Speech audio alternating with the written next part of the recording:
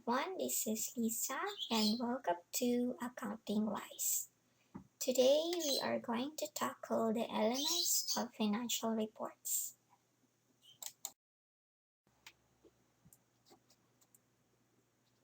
The International Accounting Standards 1 comprises the presentation of financial statements. Under this standard, it sets out the overall requirements for financial statements like the structure, the minimum requirement as to contents, and the underlying assumptions like going concern and accrual basis of accounting. The standard requires each business entity a complete set of financial statements like the statement of financial position, the statement of profit and loss and other comprehensive income, the statement of changes in equity, and the statement of cash flows.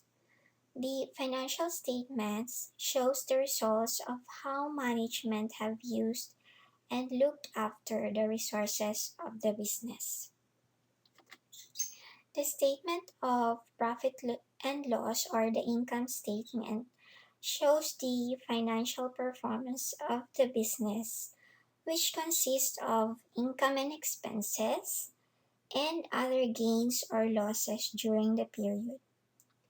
From the 1st of January of 2009, entities are required to report this information either in one statement, which is the statement of comprehensive income, which includes the profit and loss and other comprehensive income, or in two statements.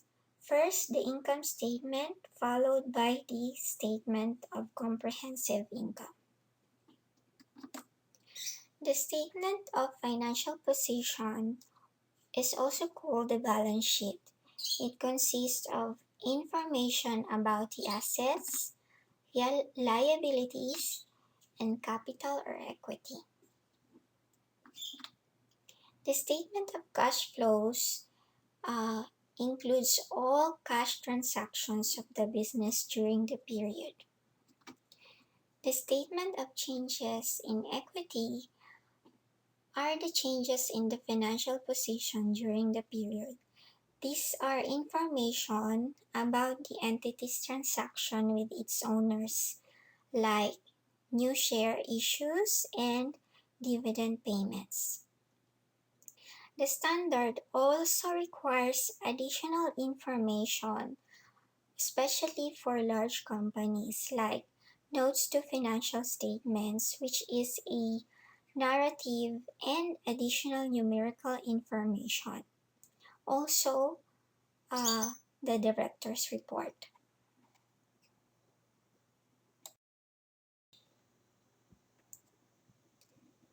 Now let's take a look at the main elements of the financial statements. We have income, expenses, which goes to the statement of profit and loss, assets, liabilities, capital or equity, which goes to the statement of financial position,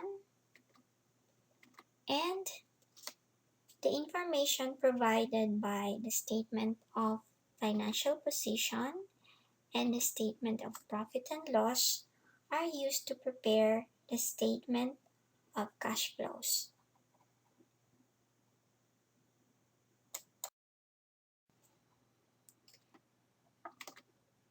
Before we proceed to the definition of each elements, let me stress the importance of knowing their definition for recognition purposes. An account is recognized or recorded in the books if they have all of the following. 1. They fall in the definition of that element. It is probable that any future economic benefit associated with the item will flow to the entity. And lastly, the item has a cost or value that can be measured with a liability.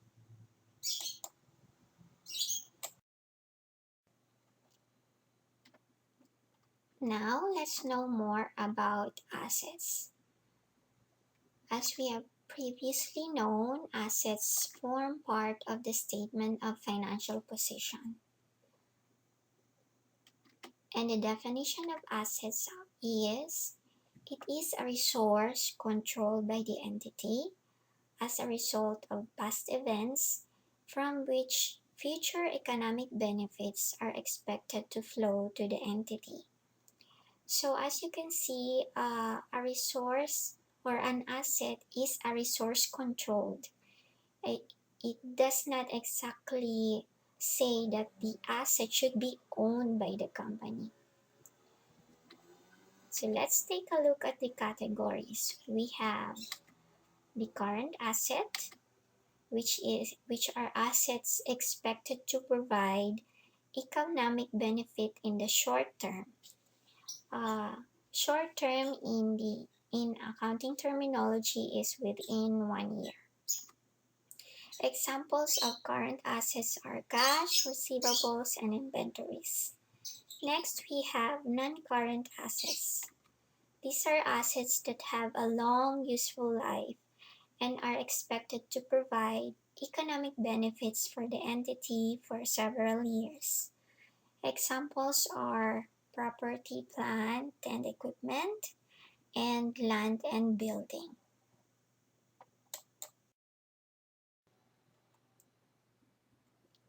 Now we have liabilities.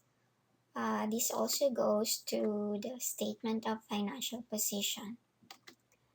Liabilities are present obligations of the entity arising from past events and the settlement of which is expected to result to an outflow of resources to the entity. Categories we have current liabilities, which are payable within 12 months. Examples are accounts payable. Non-current liabilities. These are payable beyond the next 12 months. Example are loans by the company. Up next, we have equity, which also goes to our statement of financial position.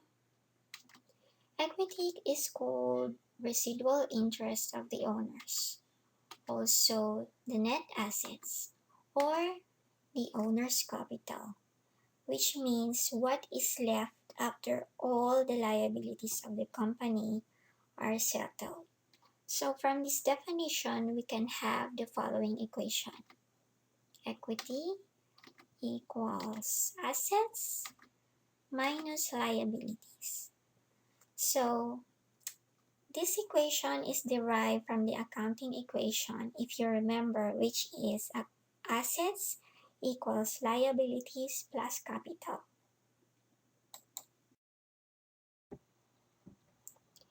Next, we have income, which forms part of the statement of profit and loss or the income statement.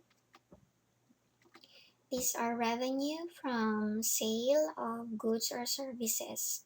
So, your revenue will depend upon the kind of entity you are. If you are a service business, a manufacturing business, etc., etc.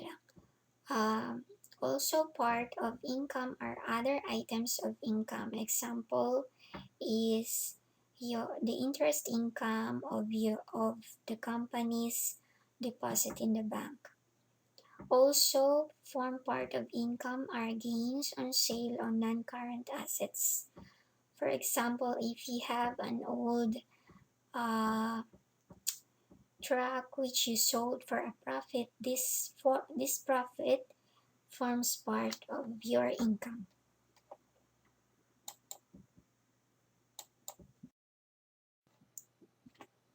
And finally, we have expenses, which form part also of the statement of profit and loss or the income statement. These are expenses incurred in the ordinary course of business like cost of sales, salaries and wages, interest on loans, and also form part of expenses are losses, disposal of non-current assets, or from disasters.